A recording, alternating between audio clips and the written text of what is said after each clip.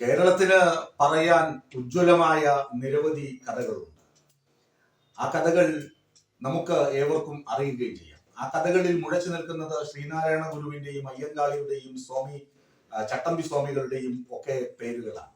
അതുപോലെ ഇങ്ങോട്ട് നോക്കിയാൽ EMS അതുപോലെ കവി കുമാരനാശാനും എഴുത്തച്ഛൻ സവർണ കവിയാണെന്നൊക്കെ പറയുമെങ്കിലും എഴുത്തച്ഛൻ തുടങ്ങി വെച്ച ഒരു നവോത്ഥാന ധാരയുണ്ട് കേരളത്തിൽ. അതിന്റെ പിന്മുറ പറ്റി വരുന്ന സാഹിത്യവും സാംസ്കാരികവുമായ മുന്നേറ്റങ്ങളുണ്ട്. അതിന്റെ ബലം വെച്ച് നമ്മൾ ഒത്തുചേർന്ന് നമ്മൾ കെട്ടിപ്പടുത്ത മതസൗഹാർദ്ദവും മതേതരത്വവും അതുപോലെ തന്നെ സ്നേഹ സൗഹാർദ്ദങ്ങളും സാഹോദര്യവും കേരളത്തിലുണ്ട്. അതാണ് കേരളത്തിന്റെ റിയൽ സ്റ്റോറി. ഒരുത്തൻ ഒരു വീഴ്ച പറ്റിയാൽ അവനെ എടുത്ത് സംരക്ഷിക്കുക എന്നുള്ളതാണ് കേരളത്തിന്റെ അടിസ്ഥാന തത്വം അല്ലെങ്കിൽ സ്നേഹഗാഥ. അതാണ് ലോകമെങ്ങും പ്രകീർത്തിക്കപ്പെടുന്നത്. നമ്മുടെ വികസനത്തിന്റെയും നമ്മുടെ ഐശ്വര്യത്തിന്റെയും സമൃദ്ധിയുടെയും ഒക്കെ അടിസ്ഥാനവും അത് തന്നെയാണ്. പക്ഷേ ഇത് കണ്ടിട്ട് ചില ആളുകൾക്ക് കണ്ണുകടിയാണ്. കാരണം ഇവിടെ വർഗീയതയുടെ വിഷം കലർത്താൻ ന്യൂനപക്ഷ വർഗീയതയും ശ്രമിച്ചു, ഭൂരിപക്ഷ വർഗീയതയും ശ്രമിച്ചു. പക്ഷെ വർഗീയതയുടെ വിഷം അങ്ങോട്ട് കലങ്ങി മറിയുന്നില്ല. കാരണം ഒരു ഗ്ലാസ് വെള്ളത്തിൽ ഒരു തുള്ളി വിഷം ഒഴിച്ചാൽ മതിയല്ലോ, വെള്ളം മുഴുവൻ വിഷമയമായി മാറുമെന്ന വലിയ തിയറിയൊക്കെ ഉണ്ടെങ്കിലും, അല്ലെങ്കിൽ ഒരു ഗ്ലാസ് പാലിൽ ഒരു തുള്ളി വിഷം മതി എന്ന വലിയ ശൈലികൾ നിലവിലുണ്ടെങ്കിലും, അങ്ങനെ കേരളത്തിൽ വന്ന് തുള്ളി വിഷം പടർത്തി ആളുകളെയൊക്കെ അലോസരപ്പെടുത്താം, നാട്ടുകാരെ തമ്മിലടിപ്പിക്കാമെന്ന വ്യാമോഹം വെച്ച് പുലർത്തുന്ന പല ആളുകളുമുണ്ട്. അങ്ങനെ പല പല കാര്യങ്ങൾ അവർ ചെയ്യുന്നുമുണ്ട്. പക്ഷേ കഴിഞ്ഞ കാലത്തെ ചരിത്രം നോക്കിയാൽ കേരളത്തിൽ അങ്ങനെയൊന്നും സംഭവിക്കുന്നില്ല. പ്രത്യേകിച്ച് കഴിഞ്ഞ 10 വർഷത്തെ ഇടതുഭരണ കാലത്ത് ഒരു വർഗീയ കലാപമോ ഒരു സാമൂഹിക കലാപമോ ഒന്നും തന്നെ റിപ്പോർട്ട് ചെയ്യപ്പെട്ടിട്ടില്ല. അത്ര ബന്ധവസാണ്, അത്ര സ്നേഹ സൗഹാർദ്ദമായാണ് കേരളം മുന്നോട്ട് പോകുന്നത്. അതുകൊണ്ട് ചില ആളുകൾ പറയുന്നത് ഗോഡ്സ് ഓൺ കൺട്രി എന്നല്ല, ഗോഡ്സ് ഓൺ ഹെവൻ എന്ന് കേരളത്തെ വിളിക്കണമെന്ന് വിദേശ വിനോദസഞ്ചാരികൾ പോലും പറയുന്നത്. അപ്പോഴാണ് കേരള സ്റ്റോറി 2 വരുന്നത്. കേരള സ്റ്റോറി 1 നമ്മൾ കണ്ടു. കേരളത്തിലില്ലാത്ത ലവ് ജിഹാദിനെ കുറിച്ചും കേരളത്തിലില്ലാത്ത നാട് കടക്കലിനെ കുറിച്ചും IS ബന്ധത്തെ കുറിച്ചും ഒക്കെ വാചാലമായ ആ സിനിമയ്ക്ക് അവാർഡുകളൊക്കെ കിട്ടിയെങ്കിലും കേരളത്തെ മനഃപൂർവ്വം താറടിച്ചു കാണിക്കുകയാണ് അതിന്റെ അജണ്ട എന്ന കേരളത്തിലെ ഓരോ കേരളീയനും മനസ്സിലാക്കിയിട്ടുണ്ട്. അതിന് ഭൂരിപക്ഷമെന്നോ ന്യൂനപക്ഷമോ എന്ന് നിർബന്ധമൊന്നും. ഇപ്പൊ കേരള സ്റ്റോറി 2 പതിപ്പ് വരുന്നു. അത് കേരളത്തിൽ ഒരു കാലത്തും നടക്കാത്ത സംഭവങ്ങളാണ് പറയുന്നത്. ഇവിടെ ബീഫ് കഴിക്കാത്ത ആരെങ്കിലും ഉണ്ട്? ഒരു ഹിന്ദു പെൺകുട്ടിയെ നിർബന്ധിപ്പിച്ച് ബീഫ് കഴിക്കാൻ നോക്കുന്നതാണ് കഥയിലെ ട്രെയിലറിലെ ഒരു പ്രധാന ഭാഗം.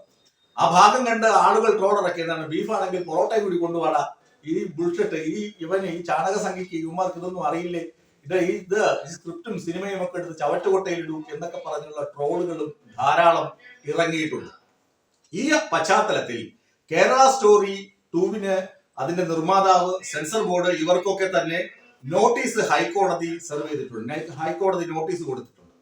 ഇതിനേക്കാൾ കുറഞ്ഞ രീതിയിൽ, അതായത് ജാനകി എന്ന പേര് സിനിമയിൽ ഉപയോഗിച്ചു എന്നതുകൊണ്ട് തന്നെ ആ സിനിമയിൽ പല വെട്ടുകൾ, ജാനകി എന്ന് വിളിക്കുന്ന ഭാഗം മുഴുവൻ വെട്ടിമാറ്റിയിട്ടാണ് പ്രദർശന അനുമതി കൊടുത്തത്. അതിൽ ഭാഗ്യവശാലോ നിർഭാഗ്യവശാലോ അഭിനയിച്ചത്, പ്രധാന കഥാപാത്രത്തെ അവതരിപ്പിച്ചത് നമ്മുടെ കേന്ദ്ര സഹമന്ത്രി സുരേഷ് ഗോപിയുമായിരുന്നു. സംഘിയാണല്ലോ സുരേഷ് ഗോപി. ആ സംഘി അഭിനയിച്ച പടത്തിന് വരെ വെട്ടൽ കൊടുത്ത ഈ സെൻസർ ബോർഡ് എന്തുകൊണ്ട് കേരള സ്റ്റോറിയെ വെട്ടിയില്ല, പ്രദർശന അനുമതി കൊടുത്തു, ഫെബ്രുവരി 27 തിയേറ്ററുകളിൽ എത്താനുള്ള അനുമതി കൊടുത്തു എന്നത് ആശ്ചര്യകരമാണ്. അതുകൊണ്ടാണ് സ്വതന്ത്ര ചിന്താഗതിയുള്ള പലരും കോടതിയെ അഭയം പ്രാപിച്ചതും കോടതി നോട്ടീസ് സെർവ് ചെയ്തിട്ടുള്ളത്. എന്തുകൊണ്ടാണ് കേരള സ്റ്റോറി ഇങ്ങനെ കഥ പറയുന്നത്?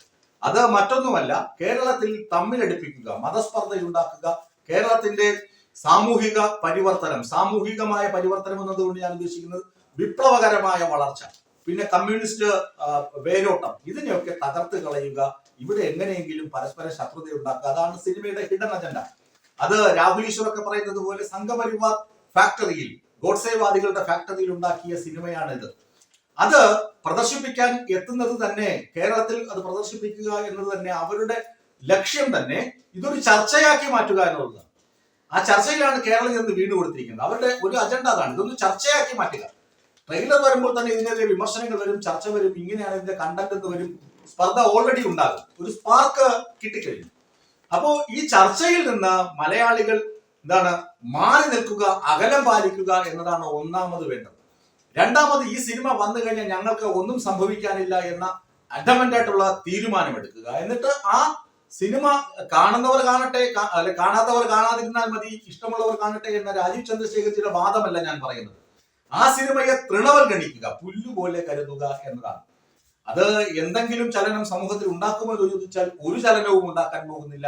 നമ്മളുടെ പരസ്പര സ്നേഹത്തെയും പരസ്പര സൗഹാർദ്ദത്തെയും പരസ്പര വിശ്വാസത്തെയും സാമൂഹിക മാനദണ്ഡങ്ങൾ, സമൂഹത്തിൽ നിലനിൽക്കുന്ന ഈ നിലപാട് തറ, ആ നിലപാട് തറ സൃഷ്ടിച്ചത് എന്ന് പറഞ്ഞാൽ ഇന്നോ ഞാനോ നിങ്ങളോ അല്ലെങ്കിൽ ഈ പുതിയ തലമുറയോ അവരൊന്നുമല്ല. ഈ നിലപാട് തറ ഉറച്ചിരിക്കുന്നത് നമ്മുടെ പാരമ്പര്യത്തിൽ നിന്നാണ്, നമ്മുടെ പൈതൃകത്തിൽ നിന്നാണ്, നമ്മുടെ ഭാഷയുടെ മൂല്യത്തിൽ നിന്നാണ്, നമ്മുടെ ഭാഷ പ്രചരിപ്പിച്ച മഹത് വ്യക്തികളുടെ ജീവിത ശൈലിയിൽ നിന്നും അവർ പ്രചരിപ്പിച്ച വസ്തുതകളിൽ നിന്നുമാണ് സമൂഹത്തിന്റെ നിലനിൽപ്പ് അല്ലെങ്കിൽ നിലപാട് അടിത്തറ രൂപപ്പെട്ടിരിക്കുന്നത്. അതിനകത്ത് ഒരു കേരള സ്റ്റോറി 2 കേരള സ്റ്റോറി 1 അങ്ങനെ 1000 സ്റ്റോറി വന്നാലും ഇല്ലാ കഥകൾ കേട്ട് മലയാളികൾ മാറില്ല. മലയാളികൾ അതിനൊക്കെ എതിരെ പ്രതിഷേധ സ്വരം ഉയർത്തുകയും ഒന്നായി തന്നെ നിന്ന് ലോകത്തിന് മാതൃക കാണിക്കുകയും എന്ന ഉറപ്പിലാണ് ഞാൻ ഈ കാര്യം പറയുന്നത്.